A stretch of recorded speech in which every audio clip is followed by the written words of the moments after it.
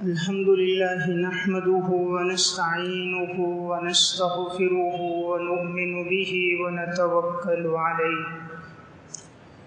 ونعوذ بالله من شرور أنفسنا ومن سيئات أعمالنا من يهده الله فلا مضل له ومن يضلله فلا هادي له وأشهد أن لا إله إلا الله وحده لا شريك له وأشهد أن محمدا عبده ورسوله أما بعد فأعوذ بالله من الشيطان الرجيم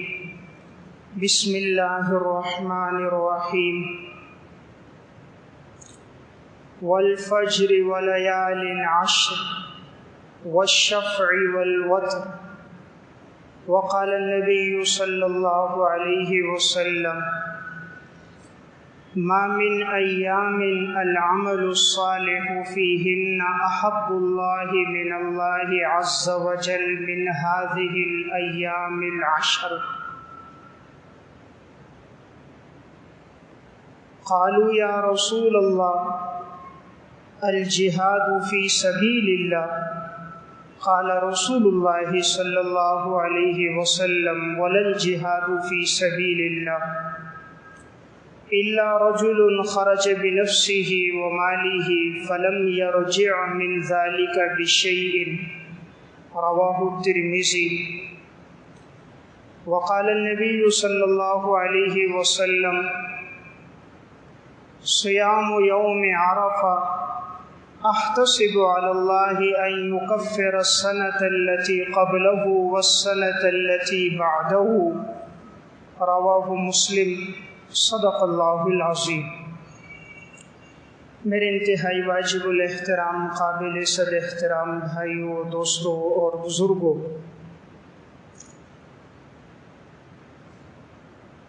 آج 25 ذی قعدہ ہے۔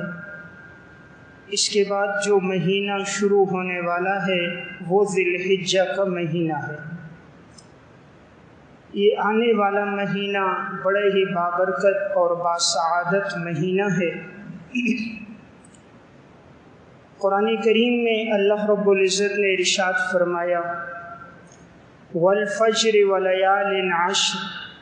والشفع والوتر، قسم ہے فجر کے وقت کی اور قسم ہے 10 راتوں کی اور قسم ہے جفت اور طاق کی۔ تو قسم ہے فجر کے وقت کی، اور اس کے بعد اللہ رب العزت نے فرمایا 10 دنوں کی۔ ان 10 دنوں سے کون سے 10 دن مراد ہیں؟ امام قرطبی رحمۃ اللہ علیہ متوفہ 671 ہجری تفسیر قرطبی میں فرماتے ہیں ان 10 سے مراد ذی الحجہ کے جو 10 دن ہیں یہ مراد ہیں۔ بعض اہل علم نے ان سے مراد رمضان المبارک کا آخری عشرہ لیا ہے کہ آخری عشرے میں جو 10 دن ہیں اللہ رب العزت نے وہ مراد لی۔ علامہ ابن قیم رحمۃ اللہ علیہ متوفہ 751 ہجری فرماتے ہیں کہ اس میں کوئی تعارض نہیں ہے، دنوں میں سب سے افضل دن ذی الحجہ کے 10 دن ہیں اور راتوں میں سب سے افضل راتیں رمضان المبارک کے آخری عشرے کی راتیں ہیں۔ تو یہ دنوں میں افضل ہے، وہ راتوں میں افضل ہے۔ تو یہ آنے والا جو مہینہ ہے اس کے ابتدائی 10 دن بڑے ہی بابرکت دن ہیں۔ اس میں انسان جتنی کثرت سے ہو سکے عبادت کرے۔ ان 10 دنوں کی فضیلت ایک تو اس وجہ سے ہے کہ قرآن کریم میں ان کی طرف اشارہ ہے، اور اس وجہ سے بھی کہ حج جیسی ایک بہت بڑی عبادت جو ادا ہوتی ہے وہ اسی مہینے میں 8، 9، 10 اور 11، 12 ذی الحجہ ان 5 دنوں میں حج جیسی ایک بڑی عبادت کی ادائیگی ہوتی ہے۔ تو اسی مناسبت سے اس کا نام بھی ذو الحجہ ہے، یعنی وہ مہینہ جس میں حج کی عبادت کی ادائیگی ہوتی۔ اور چونکہ اسی مہینے میں عید الاضحیٰ کا دن بھی آتا ہے جو اسلامی تاریخ سے 10 تاریخ بنتی ہے، اس لحاظ سے بھی اس کی فضیلت ہے۔ تو آنے والے مہینے کے ابتدائی 10 دنوں کی فضیلت قرآن کریم میں بھی اشارتاً ہے اور احادیث میں بھی ہے۔ سنن ترمذی کی روایت ہے، حضرت عبداللہ ابن عباس رضی اللہ تعالیٰ عنہ فرماتے ہیں کہ رسول اللہ صلی اللہ علیہ وسلم نے ارشاد فرمایا، ما من ایام العمل الصالح فیہن احب اللہ الی اللہ من عز وجل، نہیں ہے کوئی ایام مگر ان ایام میں سب سے افضل عبادت اللہ کے ہاں جو ہے وہ ان 10 دنوں کی عبادت ہے۔ ان 10 دن میں عبادت کرنا یہ اللہ کے ہاں بہت فضیلت کے حامل ہے۔ صحابہ اکرام نے پوچھا، وَلَلْ جِہَادُ فِي سَبِيلِ اللَّهِ، کیا ان 10 دنوں میں عبادت کا ثواب جہاد سے بھی زیادہ ہے؟ تو آپ صلی اللہ علیہ وسلم نے فرمایا، وَلَلْ جِہَادُ فِي سَبِيلِ اللَّهِ، ان 10 دنوں میں عبادت جہاد فی سبیل اللہ سے بھی افضل ہے۔ إِلَّا رَجُلٌ خَرَجَ بِنَفْسِهِ وَمَالِهِ فَلَمْ يَرْجِعْ بِذَلِكَ بِشَيْءٍ، مگر وہ شخص جو اللہ کے راستے میں نکلے، اپنی جان بھی قربان کر دے، مال بھی قربان کر دے، کچھ بھی لے کر واپس نہ لوٹے، اس کا مقام تو اس سے افضل ہے، ورنہ اس شخص کا مقام افضل ہے جو ان 10 دنوں میں عبادت کرے۔ اس سے معلوم ہوتا ہے کہ یہ عشرہ بڑی ہی فضیلت کا حامل ہے کہ آپ صلی اللہ علیہ وسلم نے اتنی فضیلت بیان فرمائی کہ فرمایا کہ مجاہد فی سبیل اللہ کی جو عبادت ہے اس سے بھی بڑھ کر اجر و ثواب ان 10 دنوں کا ہے۔ حضرت ابو ہریرہ رضی اللہ تعالیٰ عنہ سے روایت ہے، یہ حدیث بھی سنن ترمذی میں ہے کہ آپ صلی اللہ علیہ وسلم نے فرمایا،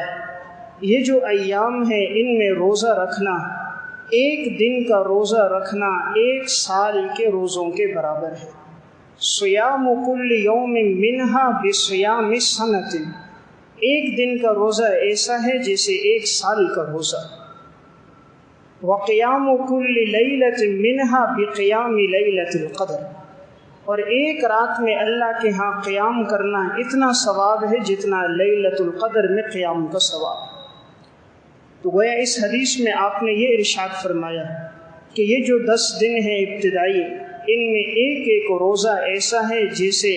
1 سال کے روزوں کے برابر، اور ایک ایک رات کا قیام اتنا ثواب ہے جس طرح لیلۃ القدر میں قیام کے برابر۔ امام احمد ابن حنبل متوفی 241 ہجری نے مسند احمد میں اور امام طبرانی نے المعجم الکبیر میں حدیث نقل کی ہے کہ آپ صلی اللہ علیہ وسلم نے فرمایا کہ ان ایام میں فَأَقْصِرُوا فِيهِنَّ مِنَ التَّهْلِيلِ وَالتَّكْبِيرِ وَالتَّحْمِيدِ، تم ان دنوں میں کثرت کے ساتھ لا الہ الا اللہ، اللہ اکبر، الحمدللہ، سبحان اللہ، یہ اللہ کا ذکر تم کثرت سے کیا کرو۔ یعنی آنے والے ایام میں کثرت کے ساتھ اللہ رب العزت کی تسبیح اور تحمید بیان کرنا ان ایام میں ہمیں یہ بھی حکم ہے۔ تو گویا ان ایام میں عبادت بھی ہے، روزہ رکھنا بھی ہے، اور اس کے ساتھ ساتھ اللہ رب العزت کا ذکر کرنا بھی ہے۔ اگر کسی شخص کا ارادہ ہو کہ وہ قربانی کرے گا، صاحب حیثیت ہے، تو اسے چاہیے کہ پھر وہ ذی الحجہ کے ایام جب شروع ہو جائیں تو وہ اپنے ناخن اور بال نہ کاٹے، اس سے پہلے کاٹ لے۔ جیسے آج 25 تاریخ ہے تو 4 دن، اور اگر مہینہ 30 کا ہوا تو 5 دن باقی ہیں، ان 5 دنوں میں وہ اپنے ناخن اور بال کاٹ دے، یہ مستحب عمل ہے۔ صحیح مسلم کی روایت ہے، حضرت ام سلمہ رضی اللہ تعالی عنہ فرماتی ہیں رسول اللہ صلی اللہ علیہ وسلم نے ارشاد فرمایا، فَلَا يَأْخُذَنَّ مِنْ شَعْرِهِ وَلَا مِنْ أَظْفَارِهِ شَيْئًا، کہ تم میں سے کوئی آدمی اپنے بالوں میں سے کچھ نہ کاٹے اور نہ اپنے ناخون میں سے کچھ کاٹے یہاں تک کہ وہ قربانی کر دے۔ ہاں اگر کسی کے قربانی کا ارادہ نہیں ہے تو وہ کاٹنا چاہے تو کاٹ سکتا ہے، لیکن بہتر یہ ہے کہ وہ بھی نہ کاٹے تاکہ ان کی مشابہت ہو۔ چونکہ ان دنوں میں حج کی عبادت ادا ہوتی ہے اور حج کے ایام میں انسان جو بال کاٹتا ہے وہ 10 ذی الحجہ کو کاٹتا ہے، جب حج کے اکثر ارکان ادا کر دیتا ہے تو ان کے ساتھ بھی مشابہت کا حکم ہے۔ تو بہرحال ان 10 دنوں کی بڑی فضیلت ہے۔ ان 10 دنوں میں ایک خاص دن ہے یوم عرفہ، 9 ذی الحجہ کا دن۔ اس ایک دن میں روزہ رکھنا حدیث میں آتا ہے 1 سال کے روزوں کے برابر کا ثواب، اور انسان کے گزشتہ 1 سال کے گناہ معاف ہو جاتے ہیں اور آئندہ 1 سال کے گناہ بھی معاف ہو جاتے ہیں۔ رسول اللہ صلی اللہ علیہ وسلم نے ارشاد فرمایا، صیام یوم عرفہ، عرفہ کے دن کا جو روزہ ہے، آپ نے فرمایا میں امید رکھتا ہوں اللہ کی ذات سے ان یکفر السنۃ التي قبلہ والسنۃ التي بعدہ، کہ اللہ تعالیٰ اس ایک روزے کی وجہ سے انسان کے 1 سال گزشتہ اور 1 سال آئندہ کے گناہوں کو معاف کر دیتا ہے۔ تو عرفہ کے دن کے روزے کی بڑی فضیلت ہے، اس لیے آنے والے مہینے کی 9 تاریخ 9 ذی الحجہ کو روزہ بھی رکھا جائے۔ یہ میں نے چند فضائل آپ کے سامنے عرض کیے ہیں آنے والے مہینے کے۔